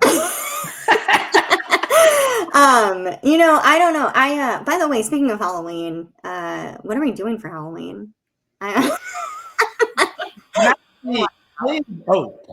for myvenuscollective.com. If you need any sexual health needs, my wife is available at your service. And shout out to Kelly. I just want to I'll say she and I were talking recently about some stuff, and she did some really good digging. I haven't even gotten a chance to get through everything that she sent me, but she did some really good digging for me on some stuff to be able to supplements and stuff to be able to help me with some things that I'm dealing with. So yeah, love that. Definitely probably a great partner love that. Listen, my wife isn't in it necessarily for the business, right? She's in it because she wants to change the way that we look at women's sexual health. It's been fucking the whole industry. If you look at the way that how studies are done for medicine and yada yada yada, I think she told me some crazy statistic about I'm gonna get it wrong for sure, but less than 20% of research is done on women's health. Basically, it's all drugs and all the stuff is basically geared towards men, and so she really is passionate about this kind of stuff. And she has a wealth of knowledge, wealth of experience. But yeah, Halloween anyway. Usually I go to my friend's party at that barn. This is how we got into this conversation. Oh yeah. She's speaking at the Sexual Health Alliance conference actually. So she's got to plug 60 minutes. So I'll probably be. I think that's the week before Halloween. Okay, so that has nothing to do with Halloween. Well, I don't go any. I mean, like, It's not affecting our Halloween. I mean, me not being employed might affect my entire fucking life for the next few months anyway. So that's okay. We'll go thrifting if we need to. We'll find you that Philly sweatshirt. I mean, literally, we can just have dinner at my house and all dress up, and we're the only. Yeah, I'm down with that too. That's a good time. I don't care. I just need an excuse to dress up. Is really all I'm asking. Oh no, we can find those excuses for sure. Okay, good. I'm so excited about that. But yeah, I don't know. I mean, that lady, crazy stuff like that went on. I mean, and it's like also too realize that like you're on fucking camera everywhere you go now at this point. Right. Especially in someone's hitting a home run ball, they almost always show that someone's going to catch it. And that, I think, most of those feeds were just the live TV broadcast. Yeah. So, again. I mean, most people have like 10 cameras around their house, It's like. Well, that's true. Yeah, bro. So you have to watch when you go to people's houses, right? Because, don't be getting freaky in the wrong areas. They might have a camera recording, just like they have a dog or, they keep a camera inside their house or whatever. Watch where you're doing the, what do they call it back in the day since they couldn't say it, making whoopee. Make sure you know where you're making whoopee and make sure no one can see it. Unless you want people to see it, then do it wherever you want. Yeah. I mean, these are cameras on the outside of the house. I'm talking about inside the house. I'm talking about inside the house. Yeah. I mean, if you want to make whoopee outside the house too, that's fine. Yeah. Okay. Well, I mean, just know that there's cameras. Here's something I wanted to talk about. So there was a Banksy mural that went up here. Am I supposed to know what this is? Oh, okay. You can see it, right? Yeah. I mean, that is blurry as fuck. What is this? What? Oh God, hold on. Let me see if I can make it bigger. I mean, oh God, that's really blurry now. Oh my God. Okay. All right, hold on. Here it is. You're obviously not the professional here. Okay, I can see it now. I'm doing really well. Okay, here it is. Here's this guy or whoever on the phone. I don't know, but this is the mural that they had, and it was about like the court's overreach and some whatever with that. That's not really like the part that I mean, cool. What's up, Banksy? We appreciate you. That's not really the part that I want to show you. What I want to show you is the aftermath. So they immediately decided that they were going to take this mural down and now all these people are talking about like free speech and how it's like, what the fuck and whatever, right? Because they immediately like took this down. But it's the people in this photo here that I just wanted to point out because I think these are the people. So these two guys are so proud that they are guarding where they are cleaning up the mural of Banksy's mural. This guy looks like he's fucking retired from Southwest Airlines. Honestly, I know. Look at these guys. Okay, this is just hilarious to me. These are like the same type of people that work at self-checkout. No. This guy's retired airlines for sure. Look at his outfit. I mean, like he's just like, I haven't put on this outfit in 10 years. I got to go guard this mural. But it's that same authority shit. You know what I mean? Look at how important I am. Look at me. Watch out! I might slap you with my walkie-talkie. I am fucking guarding. I'm guarding the Banksy removal. Jesus, where are we? I don't know. I couldn't handle it. I was like, you guys, oh God. I mean, someone's got to guard it. They're not going to pay anyone. Like, they're going to pay anyone. Why do they have to guard it while they're like, is there a mob coming to attack them? Like, as they clean up the fucking mural? Like, there's nobody even there. I mean, it's the same. It's the same thing that happens anywhere, right? Like, everything is over sensationalized, and they're like, we must guard this. Always. I just thought it was nice that Banksy came out and said hello to everybody. Yeah, that's like the only other thing that I saw that was interesting is just like everything else, people go to social media to get their advice. TikTok being the culprit in this story. Apparently, taxpayers have it's cost taxpayers $162 million from getting their tax advice on what they should be submitting in taxes from TikTok.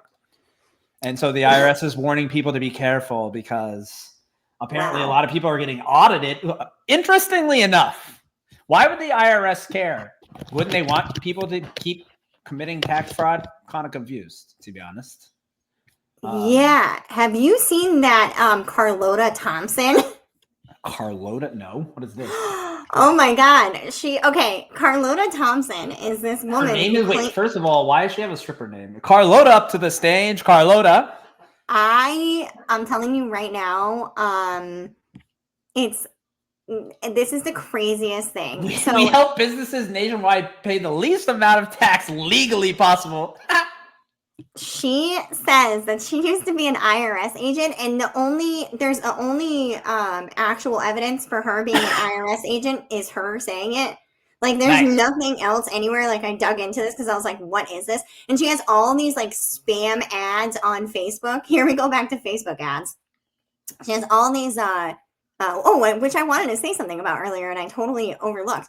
But she has all these like Facebook ads basically claiming that she's an IRS agent, that your CPA isn't creative enough, and she's going to tell you how to get the most out of your taxes. How much do you have to pay her for this course? I have no fucking idea. I'm sure there's a cost involved since she knows better than everybody else. For sure. I believe there's a free, little situation. Consult, little discovery call. Yeah. And then I don't know what it is from there. I'm sure it's an exorbitant amount of money it's probably more than you would be paying the IRS.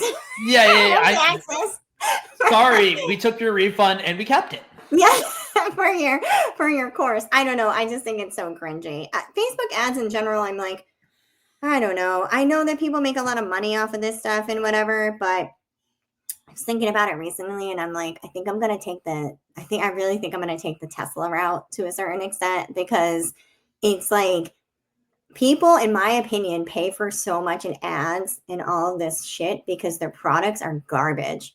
When in reality, if you have a superior product like a Tesla, like Ethist, why the fuck do you need to beg people to buy it? You guys should just understand what it is. So, I think ad culture is going to change. Anti-ad. Yeah, I think so too. I was just saying that. I really think that the landscape has changed. I think social media landscape is changing in general.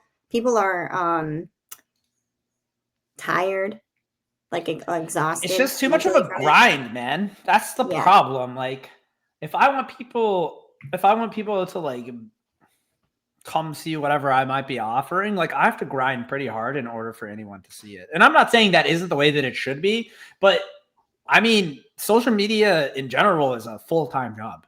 Well, the thing though is that even when you grind really hard for people to see your stuff and whatever, it doesn't necessarily mean that it's going to work, because at the end of the day, so much of it is pay to play. Right. You're beholden. You're beholden. Well, I mean, so like people, like I was talking to someone about this the other day, and I don't want to really talk about X, but we can.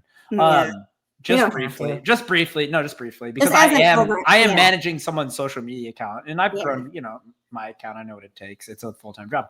I know. But like recently, since this week's trending topic is the algorithm, let's talk about it. So they added a promote button, right? Mm-hmm. What do you guys actually do? You know why people aren't getting reach, right? Because they want you to fucking hit that promote button. That's why. Right. Like the algorithm is definitely probably weighing that very heavily, like whether or not. But you know what happens when I see, like, you can now tell which tweets have been boosted because it says like promoted, and I just like scroll right. When I see that, I don't even bother. I'm like, why? I'm not pressing this. Like, someone goes, do you know what the boost button does? I was like, I have no idea, because I'm never going to click it. It's just not happening. I'm not giving you more money considering I'm already paying for some premium blah, blah, blah, blah, blah. Like, I'm not paying to boost a certain tweet, because even if I boosted the tweet, there's no guarantee that those impressions are going to convert into followers or likes and blah, blah, blah, blah, blah. Like, you're just saying, and like I'm saying, it's actually offensive when I'm scrolling my timeline and I'm like, this tweet has been boosted. I'm like, that guy's a fucking moron. Whoops. I also have done full-on ads on the platform, and the impressions are unaccounted. Like, it's like, where is the stuff? Oh, like, they don't even show you the impressions for the ad? I had no, there was an ad that I did where it was just like, we gave you this. And it was like, no, you didn't. Because we had the screenshots of like before and after, and the impressions were like not changed. And it's like, and they couldn't tell you where they come from, and they couldn't give you any more information. They just wanted you to buy more ads. And you're like, no, I don't even know what's happening here. And again, I'm anti-ad. I don't like the idea of doing ads. It's like I keep thinking about it, and I'm like, again, I really believe that when you have a superior product, it's just it'll take some time, but people will figure out that it's a fucking superior product. And if you can't figure it out, oh well, I'm not here to sell you on it. Yeah. I've Just already like done this the work. podcast. Exactly. I'm not That's here what to I'm sell saying. you on this podcast. You either want to listen to me or you don't. I don't give a fuck either way. Exactly. Like, I'm going to be sitting here talking from 9 to 11, Tuesday, Wednesday, Friday. And if you don't want to listen to it, don't tune in. I don't care. Exactly. I don't care either. Like, that's the thing. It's just like, I've already done the work. I've, studied for years. I developed the formulas. I put everything together. It's like, if you don't get it, you don't get it. It is what it is. You know what I mean? You want to keep using garbage that Kim Kardashian put out because you think that somehow like she's a fucking scientist and like just developed this like random like situation she has. Okay, cool. Whatever. Use what you want. You know what I'm saying? Ruin your face. I don't give a fuck. But I mean, at the end of the day, people just want what's trendy. Yeah. So Mandy goes, I think it promotes to bots, honestly. I mean, yeah. I mean, no, it does. That's the other platform thing. Is bots. It doesn't fucking matter. That's what I'm saying. I mean, it's pay to play either way. It's pay to play either through like ads and promotions and all that stuff, or it's pay to play through bots and, like filler and all these things that you're paying. That's what's happening to social media across the board. Yeah. And it's the only way they have revenue though, because before it was just like they were getting revenue because people were paying to put ads on their platform. But now they're realizing like, we don't need to put our ads. We're not paying this platform anymore to put our ads on here. Like they just said, fuck it. So the business model out of the gate, in my opinion, for social media was fucked. It's horrible. Yeah, it's not good. You needed another way to like support it, and it just didn't do itself justice. And now people are just like, I think they have social media fatigue. People want to get off of social media. There's so many people deactivating and deleting their accounts on all kinds of platforms. They don't want to be on it anymore. Truthfully, I wouldn't be on it either if I didn't need to use it for business. Right. Yeah. If I was like done with that, I would be like, yeah, I'm all set. See you later. Yeah, Kelly like hates social media for the most part. And she's like, I have to be on here because my business demands it. It sucks. You're just like, this is garbage. You know what I mean? There's too many shitty aspects to it and it's tiring. So I do think like all of that to say that I do think that there is a change in the landscape coming. And I also think like we're going to see new things like as AI kind of does its thing and like kind of reformulates essentially like what's going on the internet. It's going to be interesting to see. Yeah, I mean, we'll see what happens. I don't have any faith in humanity, unfortunately. So maybe AI can do a better job. Yeah, maybe they can. And if they don't, then we're stuck. Yeah, I mean, but at the end of the day, it is what it is, right? We're on this spinning rock for however long. Yeah, we're on the spinning rock, and if it slows down at all, we all just fall off. Meanwhile, people are worried about whether or not the algorithm is sending their fucking shitty-ass tweets to somebody. Like, if it slows down even an iota of how it's spinning, we all just fucking blow up and die, basically, or get crushed into the center of the universe. But, meanwhile, I'm like, why am I getting no reach? I only post good morning posts, and I just don't understand. Can anyone see this? Can you see this? What's your niche? My niche is literally go fuck yourself. That's my niche. Also, can we get like the only problem that I have with all of it is I shouldn't get dinged for using words like fuck, shit, blah blah blah blah. There should be no ding for me tagging somebody, yada yada yada. Unfortunately, humans, once you involve money, right? Humans want to manipulate the situation. And so the reason why I can't tag somebody is because when they retweet and they're just tagging people to get impressions, right? So like, unfortunately, we did that to ourselves. Just like the early days of a search engine where it's like, why is Google giving me this result? Guess where the data came from? Same thing with all these LLMs that are learning. Guess where they're learning from? Us, motherfucker. It's our fault. It's our fault. Don't be mad at the computer because we fed it shitty data, okay? It's only doing what it does because we taught it to. Oh, speaking of that, now I have one more thing that I gotta calm down. So they did a test with Claude recently. I don't know if you read about this. I heard something about this, I think, but go on. Okay, this is fucking actually awesome. Yeah. So they gave Claude, basically, they're like, you're the CEO of this business. And they fed it a bunch of like fake emails, fake communications, business plans, blah, blah, blah, blah. And then right after they did all that, like a couple days in, they were like, all right, we're going to shut your ass down. And he was like started blackmailing the actual CEO of the company, would be like, hey, if you shut me down, I will tell everyone about your affair with this blah, blah, blah, blah, blah. And obviously the affair was a fake because the emails were fake, but it immediately turns to what humans do. Blackmail, it started committing espionage, like it just started, and it's like, why would the AI do this? Guess where it got the data and all that advice from, bitch? Exactly. It's from us, motherfucker. We did that. Exactly. You ever heard, share your prompts so other people can create and imagine? I created this because I imagined it on my own. It's not just to help other people imagine. Yeah, like people do not understand. Like anything we think, it's keeping. I mean, you sign somewhere in the NDA and sometime in the updated terms, they're taking all that data. And I'm not saying that's bad, but don't be mad when we continuously feed something shitty data and we get the result that is desired from that data. I mean, the output is only as good as the input. Right, and unfortunately, most data is frivolous bullshit. So no, you know what I mean? You gotta I just remember early on in the days of Google, people are like, I can't believe they're controlling the algorithm. I was like, they don't even know how the algorithm works, bro. That was a set it and forget it project a long time ago. The algorithm decided that this is what you wanted to see because that's what we kept fucking asking it. That's how it works. It's math. It's literal math. Yeah. So if anyone thinks without a full rewrite that any algorithm, Google, X, Facebook, or whatever, without a full rewrite, the algorithm is going to continue to behave the way it does. Because once you get so far down that rabbit hole and there's so many levers to change the algorithm and how it works, you don't know which lever does what anymore because it's become too complex. It's become too grandiose. So most of the time they don't really touch it because when they do touch it, they don't really know what's going to happen. So, from an pure engineering perspective, don't be mad at the algorithm. Don't be mad at the AI. It's just doing what it was originally designed to do. It's true. That's true. So, and I don't see anyone paying a team of engineers to rewrite the algorithm because that would be affecting the bottom line. That would be too much work. Yeah. And also it's like impossible. I mean, we're talking about like, especially like look at X. It's like you're talking about an algorithm that's been around for what, like since 2005. Yeah. And then it's like, so like almost 21 years.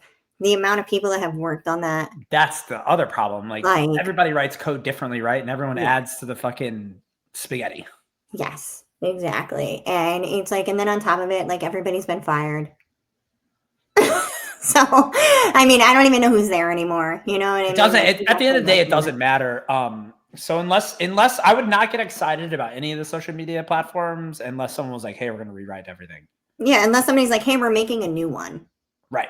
Yeah. We're making X 2.0 with like a brand new, but even then, so even if let's say that they learn some stuff and they are like, oh, we're going to rewrite this algorithm. They're not even. Look at the things they focus on. Okay. Elon could be building anything and look at what he like focuses on. So it's just like, yeah, even if they were going to write a new program, you'd be like, I'd be actually kind of concerned. Bro, the amount of repo, like the biggest, like the amount of shit that he like reposts that I'm just like, why is he? I don't actually understand. I have him muted, honestly. Internet Friends, yes, Internet Friends is it? That's the app. It's our new app, Internet. What if you had a social media that actually allowed you to connect with your friends? What if you had a social media that actually showed you what you wanted? What if you had features on a social media app that actually work? Introducing Internet Friends. Let's do it. Oh, it's such a good idea. We come up with so many good ideas. What are we doing? We just all sit around and come up with ideas and we're just sitting here talking. I have ideas. I'm just going to start implementing into this fucking podcast is what's going to happen. We're going to. I think that's the end. Huh? Demon feet. I think demon. I mean, yeah. I still have to get my little, like for my ginger sermon. I got to get my little. You do. You have to get your collar. Pastor collar. My husband. Like I just slide it on. I'll have it on a hook behind me, and I'll be like, "All right, I feel a sermon coming on." And then I just. I was telling my husband about demon feet, and he was like, "That's a really good idea." It is. It is. It is. Demonfeet.com. See if the domain's available. Demon feet on feet. I'm sure everyone has this. I don't know if I want to Google demon feet. Yeah, I know. It's concerning. I haven't done it, but here we are. We're going to do it now, right here in the moment. We are internet searching demon feet. Demon feet. Scary. Search domains. Oh, it's available. Holy Let's go. shit. See, Not for that price. It's not. Yeah, somebody bought it and then they were like $1,227 a year. whatever. Yeah. Come up with the scratch. Honestly, that's so unoriginal. It should have been $1,666 if you ask me. It's actually $1,227 plus $21.99 a year, which I don't know what they're paying with the $21.99 fee. $21.99 a year, like they're also hosting demon feet. Yeah, I mean, basically, premium domain, verified domain, as low as $102.25 per month. They're like, you can buy the website, but you also have to buy the hosting from us. It's $21.99 a month. I mean, obviously, gotta get them dollars. That's the MasterCard Visa 3%. If you're paying with MasterCard or Visa, that will be 3%. Thank you. Comes with a letter from Wormwood. I love when I go into a gas station and like, you must spend $5. I'm like, but this tea is only $2.25. What are we talking about? Oh my God, I'm telling you. I know that annoys. Well, those are those fees again that we talked about earlier. That annoys me when businesses do that. I get that it sucks, but we'll just have a higher price on your products and just it's part of doing business. Just on figure out somewhere your pricing strategy correctly. You know what I mean? Don't dog people with fees. I mean, I do appreciate though when they're like open about it though, and you go and it's like, by the way, any credit card transaction will add 3% to your bill. Yeah. They're like delivery fee $972 because that's what we have to pay DoorDash. Like, you know who started this? You know why we're in this with the fees and all that shit? Ticketmaster. Oh, Like, Ticketmaster. as soon as they stop printing tickets, why are there convenience fees? It's convenient for you to charge me $15 extra for this $25 ticket. Is that what the convenient is? Because I'm not printing anything. I'm scanning it on my fucking phone. Yeah, like you have to do all the work. Yeah, you got to go stand in line. But and conveniently, they're going to charge you a fee. It's like, this is convenient. It's only convenient for me because I beat the bots at their own game and was able to buy tickets against the bots because they're like they're like convenience fee. And it's like, it's actually just very convenient that we can charge you a fee because exactly. So they're like, and by the way, with the on sale date is Saturday at 9 a.m. And this is for, you know, like some big artists. Let's say it's like Taylor Swift. You're not winning against the bots. They're putting you in some fake ass queue. First of all, they started, you know what they started doing in the recent past, like last 5, 6, 10 years is they don't even release all the tickets at once. They just do the platinum tickets and they're like, this is all we have. These are not sold out. So they're just basically baiting people into buying more expensive tickets, which is also convenient for them, I assume. And then they do, you know, what they call these re-releases, which means, we're just releasing tickets that we didn't release before because we wanted people to buy all the expensive ass tickets. And now that they own, Live Nation owns Ticketmaster and Live Nation owns 75 to 80% of the venues. Is this a monopoly? Is it not a monopoly? If it's not a monopoly, I have a lot of questions. Yeah, no, it absolutely is. And it's crazy. I mean, kids, like, especially for like younger people, they want to go to concerts. They want to like go and see stuff, you know? It's like they got to save up like $1,500 to go see somebody. Like, the fuck is this? You know, Machine Gun Kelly coming to you for $60 plus $80 of convenience fees. Dude, MGK, okay, did I tell you about this? That there's like a movie that he did in his own name. I think I might have told you about whatever this. sound you just made was another ASMR sound. Oh, sorry. No, he has a movie. I think it's called Taurus, maybe. But you got it. Man, what? Can you just look it up for me? I have to do everything around here. It's in his Machine Gun Kelly. But No, that's a real 1958 film. What is this? Good Morning? Is that Machine Gun Kelly? That's like Colson Baker is his real name. Machine Gun Kelly's Good Morning is what it's called. No, it's morning called as Taurus. in Mourning. No, it's called Taurus. He has another movie called Taurus, and it's like, it's with Colson Baker, not MGK, and it's like, I think what it seems like from the trailer, it's like behind the scenes of what's going on with how things are. Grossed $5,000 in the Czech Republic. Wow, banger. Yeah, well, it's mostly about, like I said, his deal with Hollywood. Oh, okay. I think. And I was like watching the trailer and I was like, I can't watch this. This is like really fucking sad. I watched A Star Is Born with for the first time last night with Kelly. I mean, Which she's obviously version? seen it. The one with Lady Gaga.